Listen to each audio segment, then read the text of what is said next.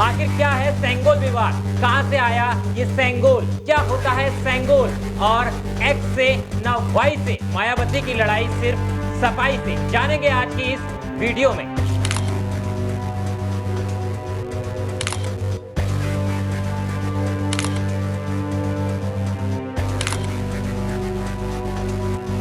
अठारहवीं लोकसभा का सत्र शुरू हो चुका है, सांसद शपथ ग्रहण भी कर चुके हैं, लेकिन सदन में एक बार फिर सेंगोल चर्चा का विषय बन चुका है, क्योंकि विपक्षी दलों ने संसद भवन में स्पीकर के आसन के पास स्थापित सेंगोल को हटाने की मांग की है। संसद में सेंगोल के प्रदर्शन पर सपा, कांग्रेस, राजद समेत कई विपक्षी दलों ने कड़ा ऐतराज जताते हुए इसे सेंगोल बनाम संविधान की लड़ाई बना दिया है और राजतंत्र का प्रतीक करार दिया है, जबकि सत्तारूढ़ भाजपा ने, समूचे राजग ने इस मामले में विपक्षी दलों पर पलटवार करते हुए कहा है कि सपा और अन्य विपक्षी दल भारतीय और तमिल संस्कृति का सम्मान नहीं करते। अब ये सेंगोल क्या है और हमारे भारत में कैसे आया, ये भी जान लीजिए, तभी आप समझ पाएंगे कि आखिर इस पर विवाद क्यों हो रहा है। नमस्कार दोस्तों, मैं हूं आपके साथ ऋषभ चौहान। जुलाई 1947 में जब भारत अपनी आजादी के करीब था, ब्रिटिश शासन का सूर्य भारत में अस्त होने वाला था।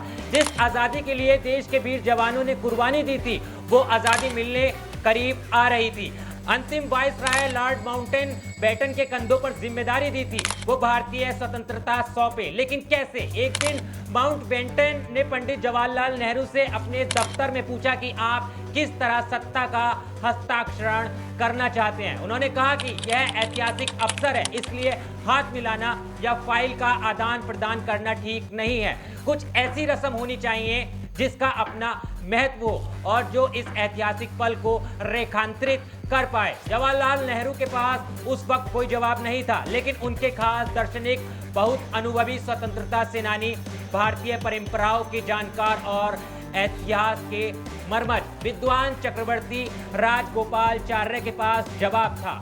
उन्होंने सटीक इतिहास रेखांकित करके इस सेंगोल की प्रक्रिया को चिन्हित किया और नेहरू को बताया कि यह हमारे यहाँ हमारी परंपरा में इस सेंगोल के माध्यम से सत्ता के हस्तांतरण की प्रक्रिया को अधिकृत किया गया है। इसके बाद इसे तमिलनाडु से मंगाया गया और आधी रात को पंडित नेहरू ने डॉक्टर राजेंद्र प्रसाद और कई अन्य लोगों की उपस्थिति में सेंगोल को स्वीकार किया था। नेहरू का उद्देश्य भावनात्मक एकता और अकादमिक एकीकरण का था। इसका तात्पर्य था पारंपरिक तरीके से ये सत्ता हमारे पास आई है। सेंगोल संस्कृत शब्द है, शंकु से लिया गया है, जिसका अर्थ है शंख। शंख हिंदू धर्म में एक पवित्र वस्तु है और इसे अक्सर समृद्धता के प्रतीक के रूप में इस्तेमाल किया जाता है। राजदंड भारतीय सम्राट की शक्ति और अधिकार का प्रतीक था।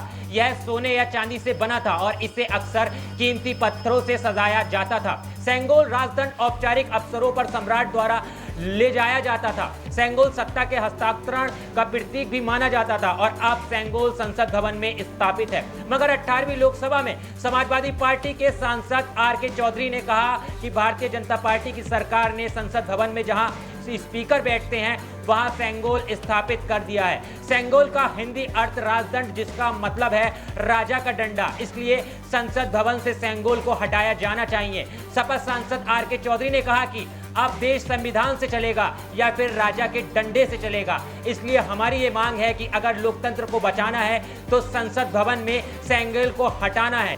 लेकिन सपा के इस विरोध का बीजेपी के साथ बसपा सुप्रीमो ने भी करारा जवाब दिया। मायावती ने एक्स पर पोस्ट लिखा कि सेंगोल को संसद में लगाना या नहीं।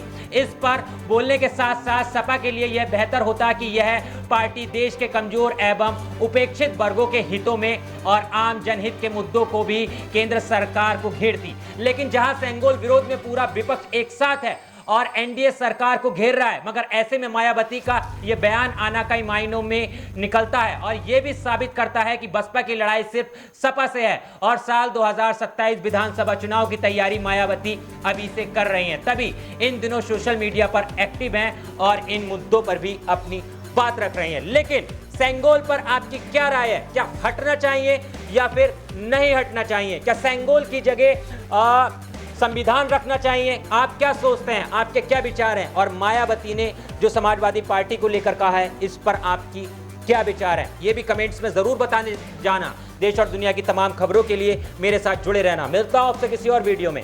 जय हिंद।